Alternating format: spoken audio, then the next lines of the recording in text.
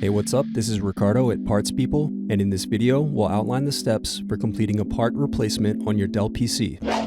Visit our website and use this coupon for a 5% off discount.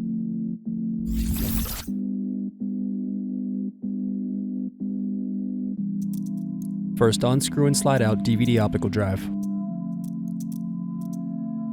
Then unscrew and remove bottom base.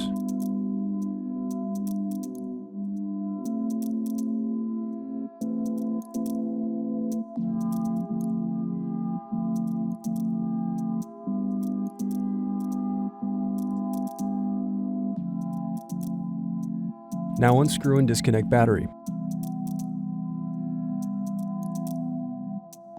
Now unscrew and disconnect hard drive.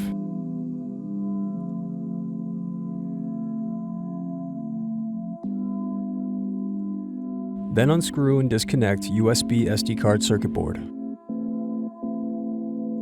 Thanks for watching. Don't forget to like and subscribe if you enjoyed this video. And if you need more, check out this playlist to watch other tutorials for your laptop. You can also click here to find parts for your laptop at partspeople.com.